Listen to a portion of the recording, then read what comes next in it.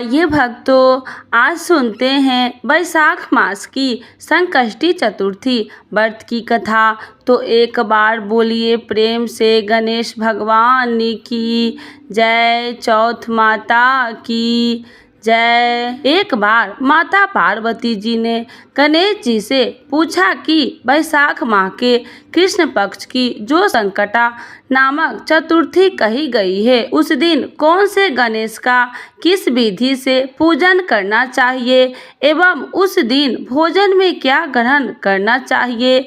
गणेश जी ने उत्तर दिया, हे माता, वैशाख कृष्ण चतुर्थी के दिन वक्रतुंड नामक गणेश जी की पूजा व्रत करनी चाहिए तथा भोजन में कमल गट्टे का हलवा लेना चाहिए। हे जननी, द्वार युग में राजा युधिष्ठिर ने इस प्रश्न को पूछा था और उसके उत्तर में भगवान श्री कृष्ण ने जो कहा, मैं उसी इतिहास का वर्णन कहता हूँ, आप श्रद्धा युक्त होकर सुने।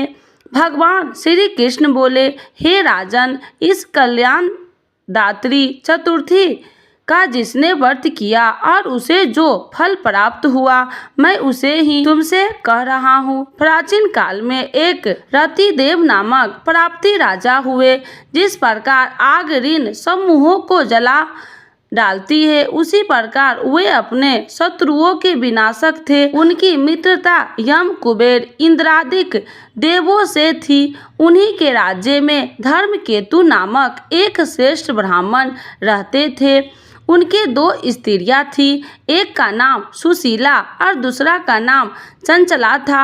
सुशीला नित्य ही कोई न कोई व्रत किया करती थी, फलतः उससे अपने शरीर को दुर्लभ बना डाला था। इसके विपरीत चंचला कभी भी कोई व्रत उपवास आदि न करके भर पेट भोजन करती थी। इधर सुशीला को सुंदर लक्षणों वाली एक कन्या हुई और उधर चंचला को पुत्र रत्न की प्राप्ति हुई। यह देखकर चंचला बारंबार सुशीला को ताना देने लगी, अरे सुशीला, तूने इतना व्रत उपवास करके शरीर को कमजोर बना डाला, फिर भी एक कृष्णकाय कन्या को जन्म दिया। मुझे देख, मैं कभी व्रत आदि के चक्कर में न पड़कर हष्ट पुष्ट बनी हुई हूँ और वैसे ही बालक को भी जन्म दिया है। अपनी सौत का व्यंग बाण सुशीला के हृदय में चुभने लगा। वह पतिव्रता विधिव्रत गणेश जी की उपासना करने लगी। जब सुशीला ने भक्ति भाव से संकट नाशक गणेश चतुर्थी का व्रत किया तो रात्रि में वरदायक गणेश जी ने उसे दर्शन दिए। श्री गणेश जी ने कहा, हे सुशीले, तेरी आराधना से हम अत्यधिक संतुष्ट हैं। मैं तुम्हें वरदान दे रहा हूँ कि तेरी कन्या के मुख से निरंतर मोती और मूंगा प्रवाहित होते रहेंगे। हे कल्याणी, इससे तुझे सदा प्रसन्नता रहेगी। हे सुशीले, तुझे वेद शास्त्र वेता एक पुत्र भी होगा। इस प्रकार का वरदान देकर गणेश जी वहां से अंतर्ध्यान हो गए। वरदान प्राप्ति के फलस्वरूप उस कन्या के मुंह से सदैव मोती और मूंगा झड़ने लगे। कुछ दिनों के बाद सुशीला को एक पुत्र पैदा हुआ। तदंतर धर्मकेतु का स्वर्गवास हो गया। उनकी मृत्यु के उपरांत चंचला घर का सारा धन लेकर दूसरे घर में जाकर रहने लगी, परंतु सुशीला पति गृह में रहकर ही पुत्र और पुत्री का पालन पोषण करने लगी। अपनी कन्या के मुंह से मोती मूंगा गिरने के फलस्वरूप सुशीला के पास अल्प समय में ही बहुत सा धन हो गया। इस कारण चंचला इससे ईर्ष्या करने लगी। एक दिन हत्या करने के उद्देश्य से चंचला ने सुशीला की कन्या को कुएं में ढकेल दिया। उस कुएं में गणेश जी ने उसकी रक्षा की और वह बालिका स्वकुशल अपनी माता के पास लौट आई। उस बालिका को जीवित देखकर चंचला का मन उद्विग्न हो गया। वह सोचने लगी कि जिसकी रक्षा ईश्वर करता है, उसे कौन मार सकता है।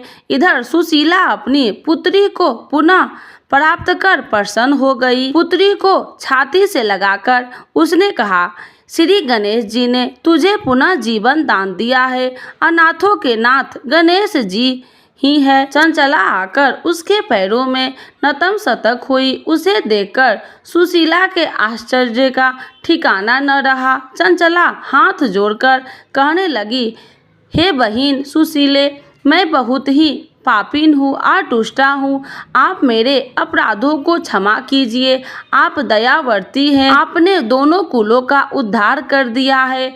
जिसका रक्षक देवता होता है उसका मानव क्या बिगाड़ सकता है। जो लोग संतों एवं सत्य पुरुषों का दोष देखते हैं वे अपनी करनी में स्वयं नाश को प्राप्त होते हैं। इसके बाद चंचला ने भी उस कष्ट निवारण पुण्यदायक संकटनाशक गणेश जी के व्रत को किया। श्री गणेश जी के अनुग्रह से परस्पर उन दोनों में प्रेम भाव स्थापित हो गया।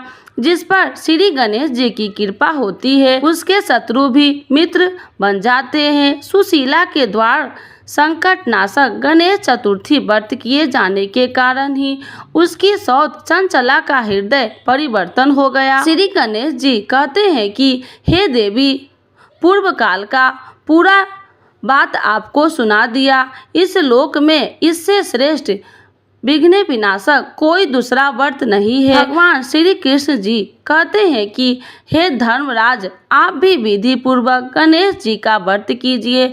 इसके करने से आपके शत्रुओं का नाश होगा तथा अष्ट सिद्धियां और नव निधियां आपके सामने करबद्ध होकर खड़ी रहेगी। हे धर्मपरायण युधिष्ठिर, आप अपने भाइयों, धर्मपत्नी और माता के सहित इस व्रत को कीजिए। इसके थोड़े समय में ही आप अपने राज्य को प्राप्त कर लेंगे। तो एक बार बोलिए प्रेम से श्री गणेश भगवान की जय।